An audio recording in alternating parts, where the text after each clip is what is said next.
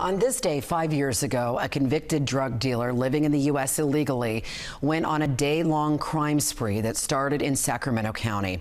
The crimes included the murder of 2 local law enforcement officers. And now, for the first time, the Sacramento County Sheriff's detective who lived through the first gun battle with Luis Bracamontes sat down with us in an exclusive interview. KCRA3's Ty Steele explains how he survived and how losing his partner, Deputy Danny Oliver, changed this man's life forever. This is from a golf tournament. That's Danny and I at a golf tournament that we went to. A single frame of video printed out and hanging on the wall brings up so many memories for Sacramento County Sheriff's Detective Scott Brown. If somebody comes in here just to talk to me and they, hey, what's that? I can tell them his story. A story that begins where good friends, Brown and Deputy Danny Oliver, often started their day at the county jail. The two have gotten even closer over the 6 months since becoming partners on a specialized crime-fighting team. This screen grab from surveillance video at the jail capturing a lighthearted moment just before the two headed out for the day, just before life would never be the same again. Felt a couple of them go by my head. I could literally hear them going by my ear. At least half a dozen bullets from an AR-15 from 10 to 15 feet away all missed him. Brown has only one explanation. I believe that I had a guardian angel. I mean, that poor angel is tired. Inside the very same detectives division office where Brown first gave his follow-up interview, he still recalls the details of surviving that shooting like they happened yesterday. As I'm standing in the middle of a parking lot with a handgun and no cover, and this guy's got an assault rifle. The encounter in the parking lot of a known crime spot in Sacramento County turned into a gun battle almost immediately after they approached a man and a woman inside a parked car. As I returned fire, he ducked down.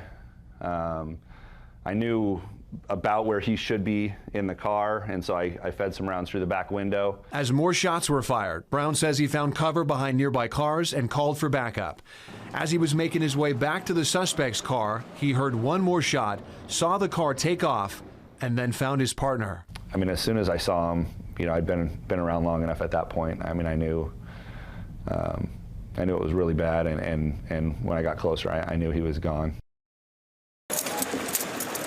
The Motel 6 off Arden Way quickly became a crime scene as the news that Sacramento County Sheriff's Deputy Danny Oliver had been shot and killed.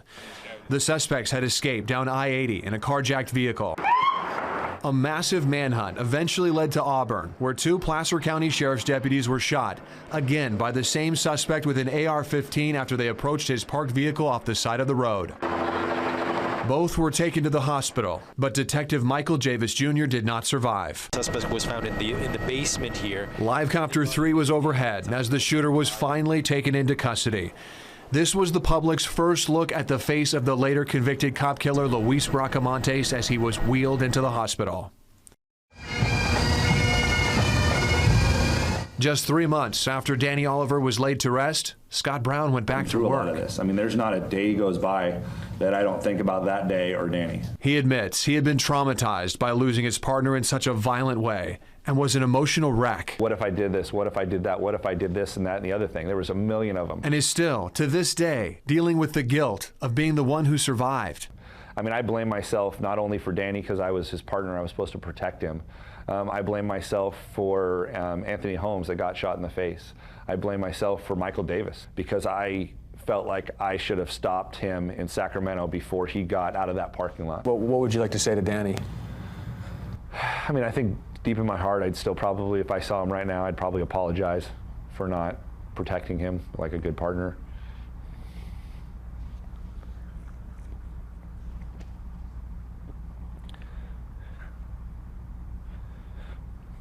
But probably just tell him I miss him. I mean, you know, when I was on that pop team and working with Danny, it was, I mean, I love my job. I still love my job. I love being a detective, but that was the most fun, the most excited I've ever been about, you know, a cop in my career.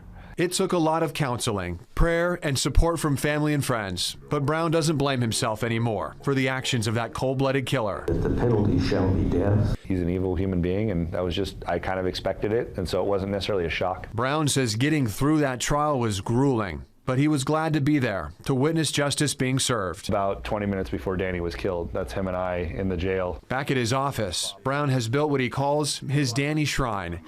He says he'll never know the reason why he survived, but Danny did not.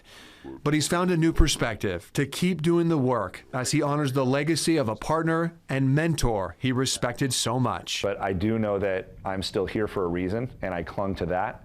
And I believe that that reason is to help other people. That's Ty Steele reporting. And late this morning, family, friends, law enforcement, and the community all came together to remember with this wreath ceremony. Deputy Oliver's daughter says they still feel pain and grief. Kind of what I describe it as is waves hitting.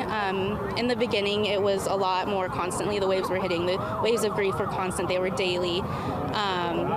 While it doesn't ever completely fade, those waves do still hit occasionally. Something might trigger it. The big milestones hit, like I got married, I graduated college, and my dad wasn't there for those moments. So those are the moments where we're triggered again, and that the loss of him not being here is really felt. And our thoughts certainly with that family still to this day. Danny Oliver's killer, by the way, was sentenced to death, but all death penalty sentences are on hold because Governor Gavin Newsom issued a moratorium on the death penalty.